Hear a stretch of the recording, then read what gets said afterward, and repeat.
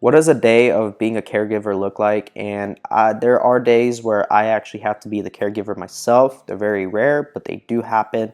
So I'm actually going to talk about what a day of a caregiver looks like. So make sure you guys stick around. What's up, everyone? I hope you're all doing well. If you're new here, my name is Serge. Welcome to my channel. To all my reoccurring viewers, guys, thank you so much. I appreciate all the support and love. If you're new and you haven't yet, make sure to go request yourselves into the Facebook group that I created. Answer the 3 questions before requesting yourselves. So go ahead, go do that. It's free. And without further ado, let's go ahead and jump into the topic of this video. Now, like I mentioned before, there are days where I have to go in and be the caregiver myself, because there are days where that does happen. It just happens, guys. You know, caregiver can't come in, the reliever can't come in, people get sick, things happen, and you do have to be a caregiver occasionally. And I'm not saying it happens all the time. If you find yourself good, reliable caregivers, it's not going to probably happen. But, you know, until you get those caregivers, it will probably happen, and you'll have to occasionally go in and be the caregiver yourself. So, like you guys all know, I do have a 5-bed facility, right? So it's not a ton of residents, and I'm able to go in myself and cover those shifts, right?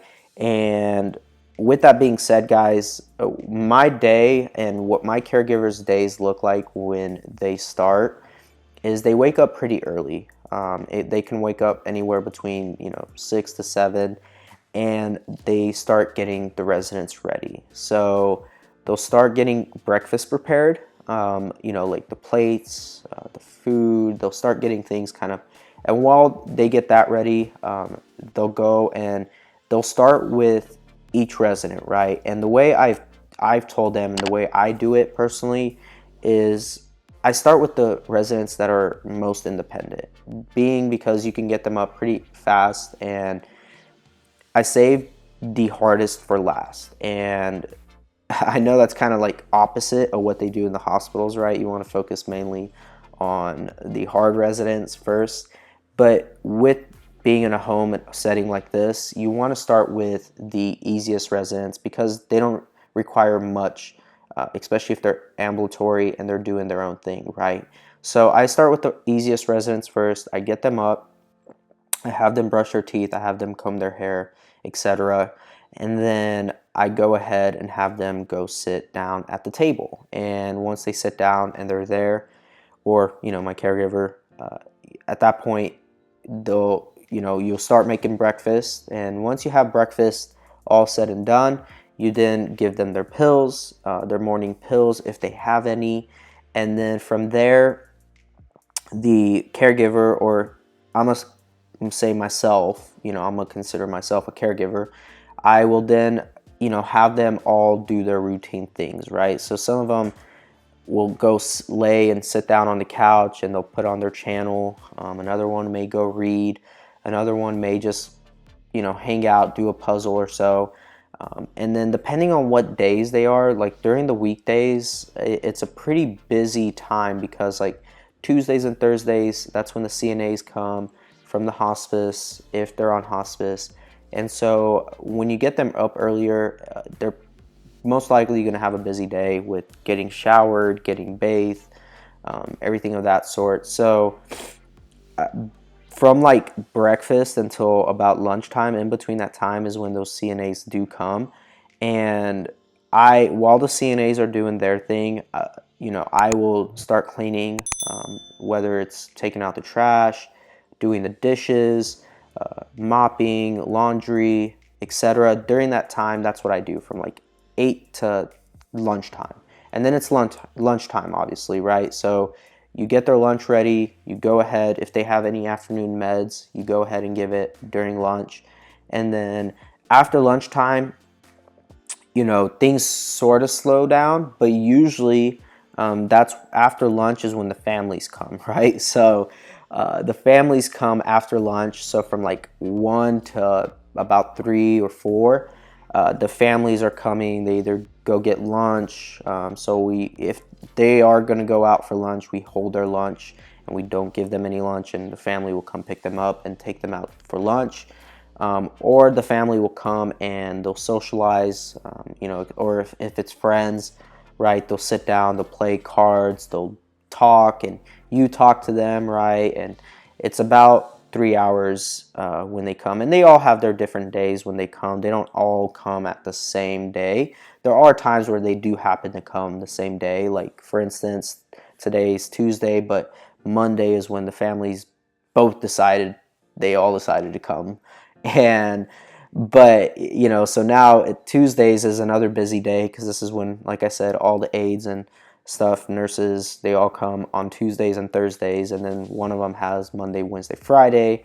And so you kind of schedule things that way and around what the families are doing and what the CNAs, you kind of schedule. And so while they're socializing and you're socializing with the families, kind of like downtime, right? You're not too busy. But then after that is dinner, right? You got dinner that's from like 5 to 7.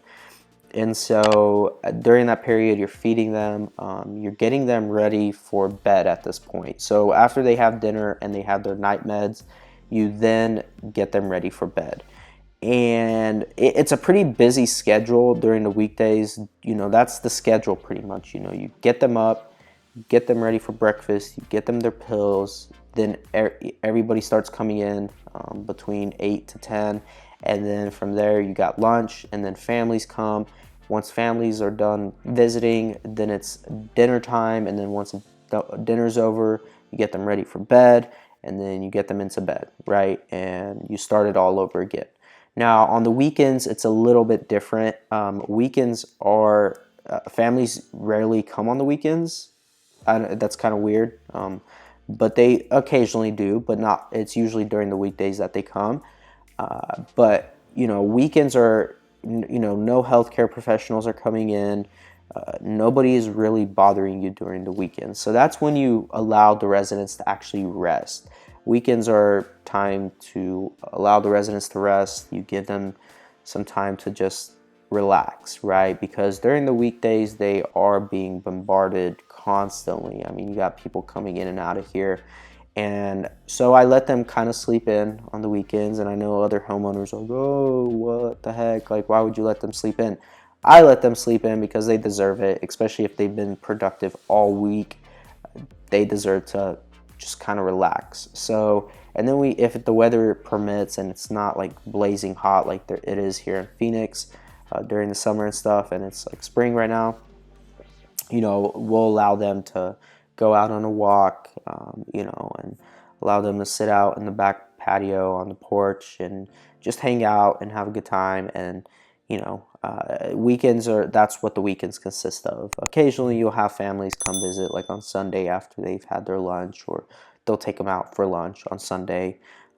But for the most part, that's really what a caregiver's schedule looks like. They do laundry and everything in between, probably even after everybody's put in bed. You do the laundry as well. You do the dishes. It's pretty. It's nice. It's on a smaller home. You stay busy, especially if you're full with 5 residents or 6, 7 residents, whatever. If you got 10 residents, you got one caregiver doing all the cleaning and the cooking, and the other caregiver just taking strictly care of the residents, right? Getting them cleaned, getting them, monitoring them, taking their vitals, giving them meds. You'll have 2 caregivers on day shift, and you kind of work that out with the caregivers. But with that being said, guys, that's pretty much all that the caregivers are responsible doing, and that's what they should be doing. If you're a manager, you guys have probably already seen my manager video. Make sure you guys go watch it. It'll be up here somewhere. But that is a day in the life of a caregiver, guys, and there's not much more to it other than that. And so if that's helped you guys and you guys are thinking about being a caregiver, that's what it mainly looks like in an assisted living home. So hopefully, if you guys are looking into being that's what it looks like, guys. So if this video has helped you guys, make sure you guys hit that like button. Make sure that you guys also subscribe if you haven't yet, and also make sure to go request yourselves into that group called Legion Assisted Living Academy, guys. And if you stuck all the way to the end, thank you so much. I appreciate you, and I will see you guys all in the next video. God bless. Peace.